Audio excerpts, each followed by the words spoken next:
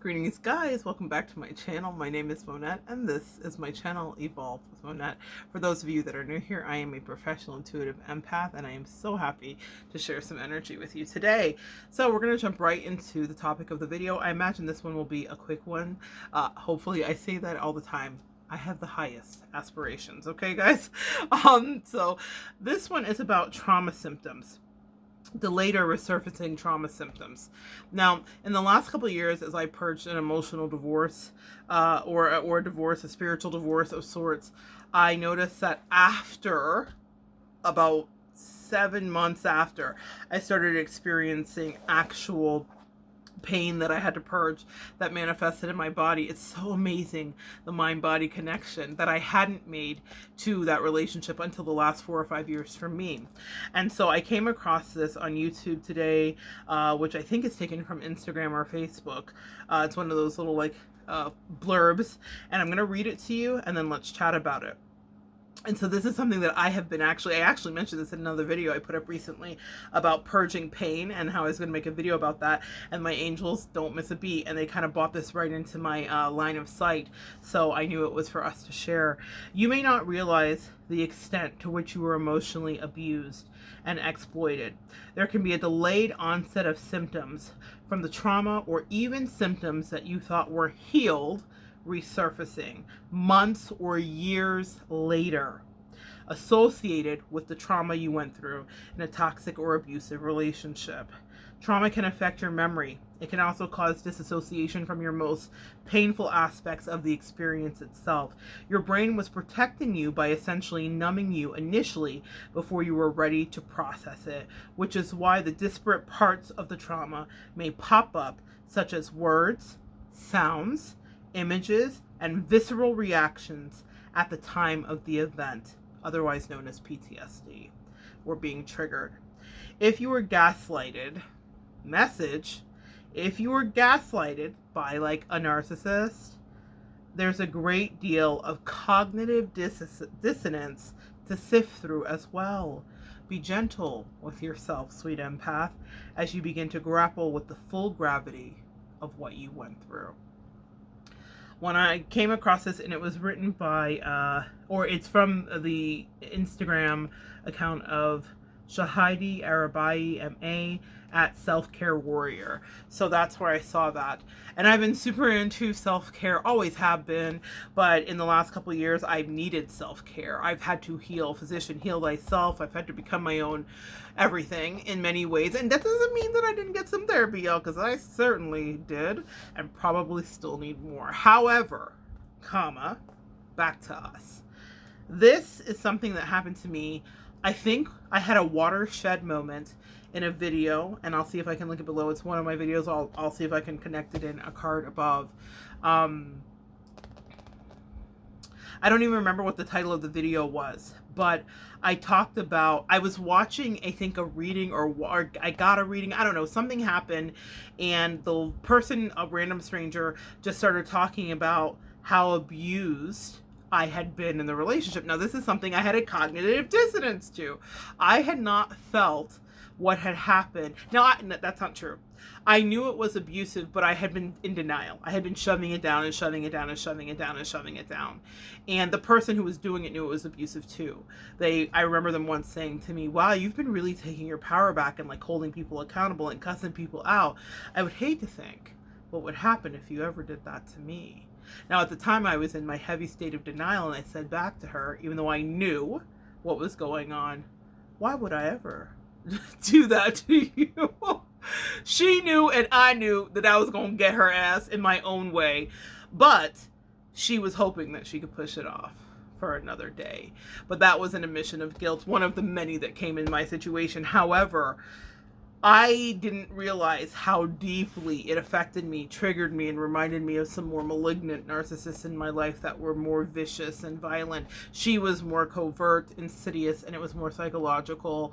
I wouldn't call it warfare because she wasn't smart enough for warfare, but definitely spiritual attacks and definitely low vibration subterfuge. It wasn't like, someone that executes something with any efficiency. It was sloppy and thrown together, and it was like high school shit, you know, which is usually what people that haven't evolved do. But in any case, it was enough to traumatize me, so I can't like diminish that it didn't have an effect. It did.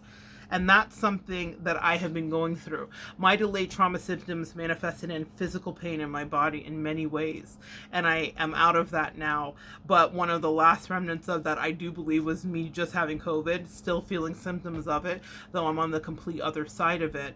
I don't feel like Jesus gave me COVID as a punishment. I feel like I manifested various ailments to purge pain from a 20-year situation that was a divorce, energetically, and I realized just how much she was getting away with murder.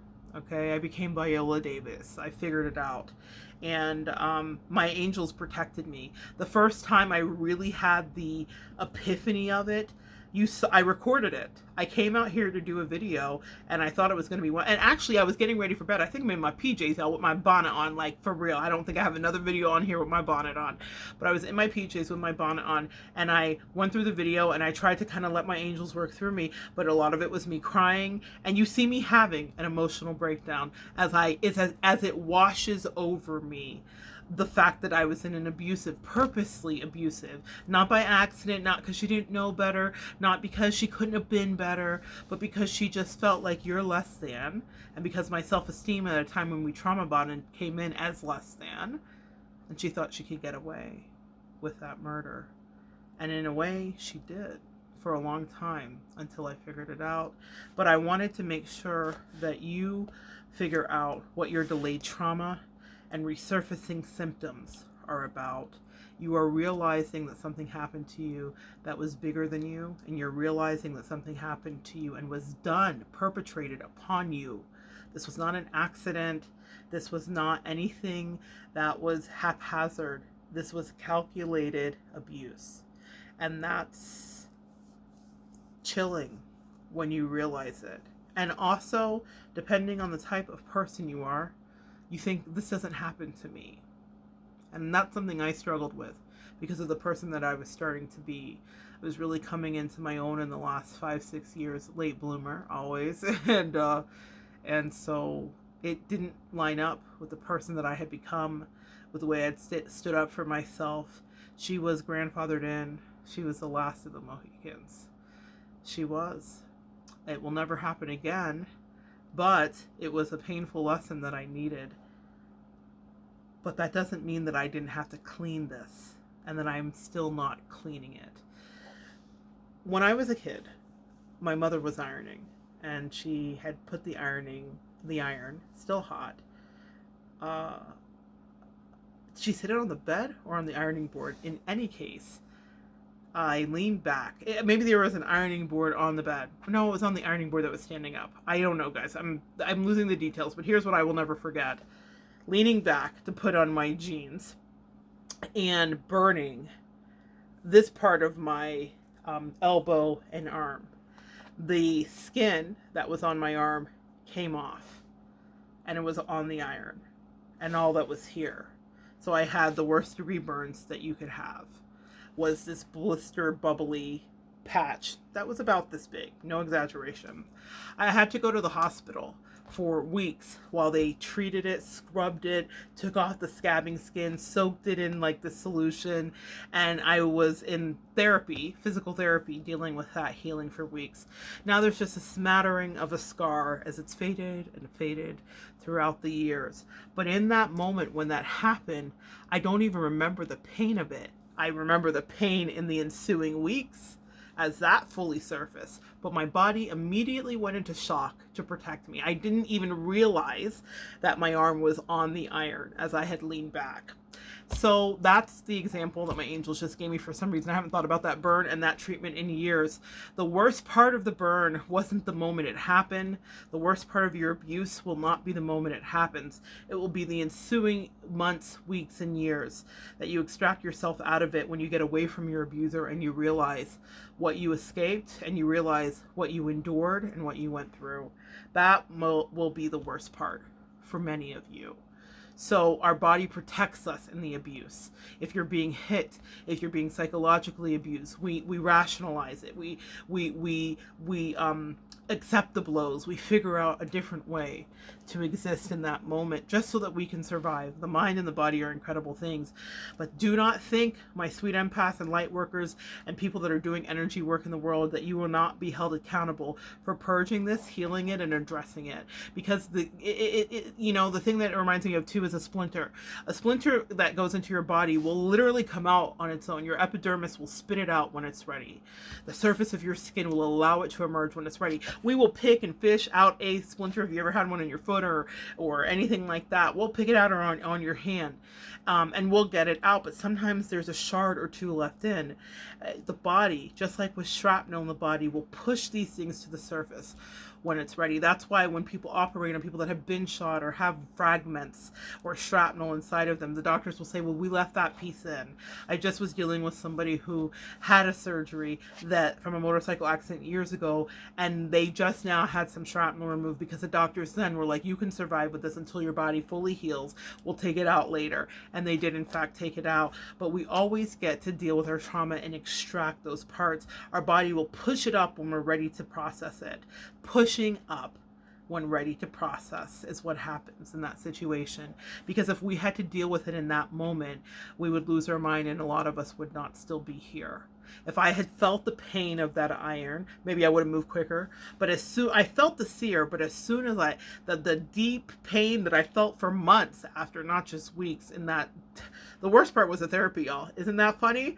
Wow. Thank you, angels. The worst part was the therapy. Them scrubbing off all the new skin that had grown back. And the doctors explained to me, we have to do this so that your body will keep regenerating and healing itself, and it won't develop into ugly scar tissue. But one day they promised me, oh, I'm going to shed a tear. You will not even know that burn was there.